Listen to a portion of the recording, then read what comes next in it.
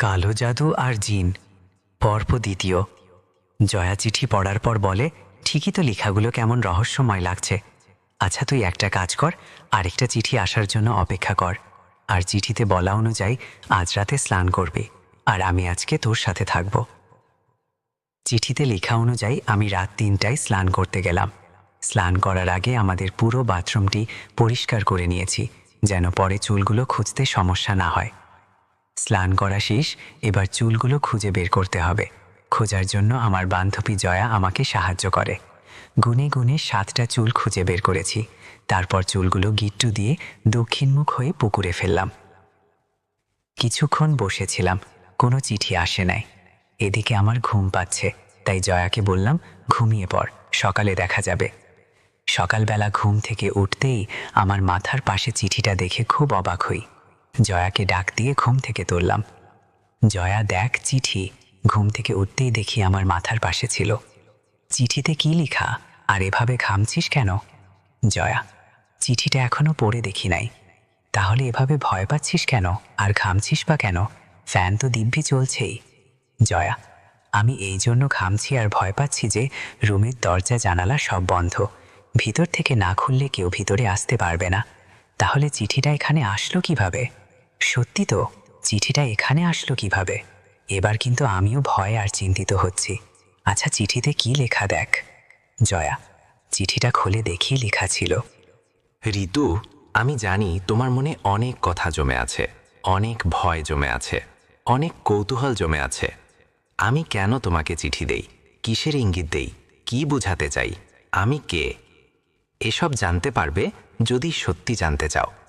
তাহলে আজ সন্ধ্যায় ভিখারি বাড়ির ভিতরে চলে এসো, সব জানতে পারবে। যেহেতু আমার এই চিঠির ব্যাপারে তোমরা দুইজনই জানো, তাহলে তোমরা দুইজন ছাড়া আর কেউ আসতে পারবা না। দেখা হচ্ছে ভিখারি বাড়িতে। চিঠিটা পড়ে জয়ার দিকে আমি আর চোখে তাকিয়ে বলছি, এই বন্ধ রুমে চিঠি কিভাবে আসবে? নাকি তুই রাতে লিখে আমার মাথার পাশে রেখেছিস ভয় দেখানোর জন্য? আরে পাগল নাকি তুই? আমার হাতের লেখা চিনিস না তুই? বিশ্বাস না হলে আগের চিঠির লেখাগুলোর সাথে মিলিয়ে দেখ। জয়া, বুঝলাম, লেখা তোর না, কোনো অলৌকিকভাবেই আসছে চিঠিগুলো। যদি সত্যি হয় চিঠিটা, তাহলে আমি কোনোভাবেই ওই ভিখারি বাড়িতে যাব না, কারণ দিনের বেলাতেও ভিখারি বাড়ির সামনে দিয়ে কেউ যায় না। আর আমি সন্ধেবেলায় যাব? কোনো কিছুতেই যাব না। আর আমি গেলে যদি আমার কোনো ক্ষতি করে এই মানুষটা। এদিকে আমি জয়াকে বললাম, জয়া, আমি না যেও পারছি না, আমাকে এসবের সব কিছু জানতেই হবে। আর এটা কোনো মানুষ হবে না, আমি 100% শিওর দিচ্ছি। যদি মানুষ হতো তাহলে জানালা দিয়ে চিঠি দিল কিভাবে? আর সবচেয়ে বড় কথা, আমার এই বন্ধ রুমে চিঠি আসলো কিভাবে? তখন জয় আমাকে বলতেছে, ভিখারি বাড়ি কোথায়, আর ওই বাড়িতে ভয়ের কি আছে যে যেতে পারবি না? তখন আমি বিরক্ত হইনি, কারণ এই ভিখারি বাড়ির ভৌতিক ঘটনাগুলো ও জানে না। ওরা এই এলাকায় আসছে বছরখানেক হবে। ওর বাবার চাকরির বদলির জন্য এখানে ভাড়া থাকতে হয়। তারপরও ভিখারি বাড়ির নামকরণের ইতিহাস এবং অতীত জানতে চাইলে আমি বললাম, তাহলে শোন। এই ভিখারি বাড়ির বয়স প্রায় 60 বছর হবে, হয়তো এর চেয়েও বেশি হবে। যখন আমার বয়স 13, তখন আমার দাদু এই বাড়ির ইতিহাস বলেছিলেন। এই বাড়িটি তখন এমন রাজপ্রাসাদের মতো ছিল না, ছোট্ট একটা ঘর ছিল। সুলতান নামক একজন ভিমুক এই বাড়িতে থাকত। ওনার প্রিয় মানুষ, কাছের মানুষ, আত্মীয় স্বজন বলতে কেউ ছিল না। সারাদিন বাইরে বাইরে থাকতেন। তবে তিনি তেমন ক্ষুদ্রভিমুখ ছিলেন না। মানুষ ভিক্ষা দেওয়ার জন্য দূর দূরান্ত থেকে ছুটে আসতেন ভিক্ষা দিতে। ভিমুক, এটা ছিল ওনার টাইটেল। ওনার বিশেষ একটা ক্ষমতা ছিল, যা হচ্ছে উনি অনেক বড় ব্ল্যাক ম্যাজিশিয়ান ছিলেন। মানে কালো জাদুতে ওনার অনেক অভিজ্ঞতা ছিল, এক কথায় পণ্ডিত। তবে কখনো কারো ক্ষতি করেন না। কালো জাদু করার মাধ্যমে মানুষের উপকার করে যেতেন। যারা ওনাকে এসে ভিক্ষা দিত তাদেরকে কোনো একটা উপহার দিতেন। এই জন্যই মানুষ ওনাকে ভিক্ষা দিতে ছুটে আসতেন। এভাবে করে উনি অনেক টাকার মালিক হয়ে যান। তবে সমস্যা হচ্ছে, সুলতান ভিখারি একটা মেয়েকে পছন্দ করতেন। মেয়েটার নাম ছিল সম্পেয়া। বেশ সুন্দরী ছিল মেয়েটা। তবে সম্পেয়া কখনোই ওনাকে পছন্দ করতেন না। চাইলে তিনি কালো জাদু ব্যবহার করে সম্পেয়াকে নিজের করে নিতে পারতেন। তবে জোর করে মেয়েটাকে পেলেও ভালোবাসা পেতেন না। তাই মেয়েটিকে জোর করেন না, বা কালো জাদুর প্রভাব ফেলেননি। এভাবে অনেক দিন যাওয়ার পর সম্প্যাকে খুশি করার জন্য সুলতান ভিখারি ওনার সারা জীবনের জমানো টাকা দিয়ে একটা প্রাসাদের মতো করে একটা মহল তৈরি করেন, যে বাড়িটির নাম দিয়েছেন ভালোবাসার কুঁড়ে ঘর। তবে ভাগ্যের কি পরিহাস, বাড়িটি পরিপূর্ণ পাওয়ার আগেই মেয়েটা অন্য ছেলেকে বিয়ে করে নেয়। এতে সুলতান ভিখারি অনেক ক্ষিপ্ত হন, কিন্তু বুঝতে দেননি। একদিন সুযোগ পেয়ে সম্প্যাকে আর সম্প্যার জামাইকে নিজের বাড়ি দাওয়াত করেন। এলাকার নামকরা নামি দামি ছিলেন সুলতান ভিখারি। মানুষ ওনার দাওয়াত পাওয়া মানে সোনার খুনির খোঁজ পাওয়া। সম্প্যাও তেমন ভেবেছিল, তাই জামাইকে নিয়ে সে বাড়ির উদ্দেশ্যে বের হলো।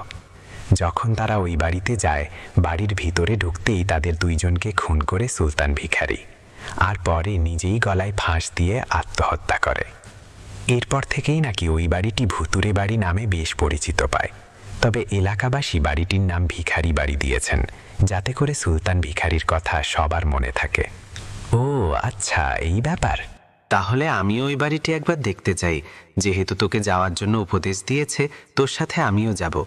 এসব ভুতুরে বাড়ি আমার খুব পছন্দ। অনেক চেষ্টা করতাম জিন ভূতের সাথে সাহমাত করার জন্য, কিন্তু আজ দেখ তোকে জিনে চিঠি পাঠাচ্ছে, মেঘ না যাইতে বৃষ্টি। জয়া, তারপর আমি আর জয়া সিদ্ধান্ত নিয়ে ওই বাড়িটিতে যাব। সন্ধ্যায় ভিখারি বাড়ি যাওয়ার জন্য বের হই। বাড়িটির ধারে কাছে গিয়ে ভয়ে কাঁপছি, বাড়ির ভিতরে ঢুকার সাহস পাচ্ছি না। তখনই একটা বিড়া আমাকে সামনে এসে একটা কাগজ দিয়ে যায়। সন্ধ্যার আলোতে বিড়ালটিকে দেখে আমার চিনতে বাকি রইল না। এটা সেই বিড়াল একদিন আমার বাড়িতে এসে চিঠি দিয়ে গিয়েছে। বিড়ালটিকে দেখে আরও ভয় পেয়ে যাই আমি। তারপর হাতে কাগজটা নিয়ে পড়তে থাকি। চিঠিতে লেখা ছিল, ঋতু, ভয়ের কিছু নেই।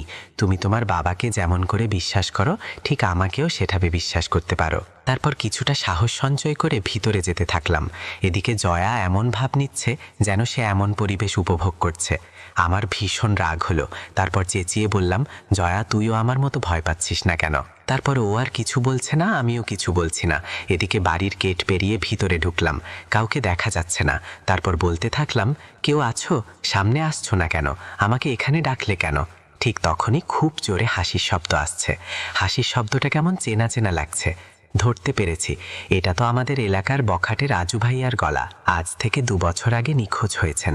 আমাদের এলাকার রমেশ জেঠু সবচেয়ে সুন্দরী মেয়ে মায়া আপুকে ধর্ষণ করে হত্যা করেন। এরপর থেকেই উনি নিখোঁজ। আমি যেখানে দাঁড়িয়ে আছি, মানে ভিখারি বাড়ির ভিতরেই মায়া আপুকে হত্যা করছেন। লেখাপড়া, ব্যবহার, আচার আচরণ, বুদ্ধিমত্তা, সৌন্দর্য সব দিক দিয়েই সেরা ছিল আপু। আমি সবসময় মায়া আপুর মতো হতে চাইতাম, ওনাকে অনুসরণ করতাম। এলাকায় ওনার পরে আমার স্থান ছিল। তারপর আমি অনেক বিরক্ত নিয়ে বললাম, রাজু ভাইয়া, এসব কি?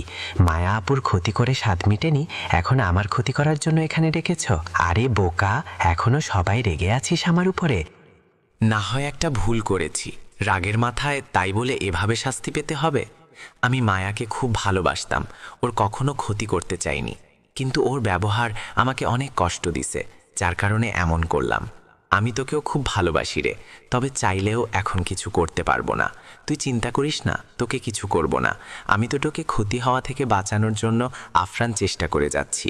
রাজু ভাইয়া, আচ্ছা বুঝলাম, তার সামনে আসছো না কেন?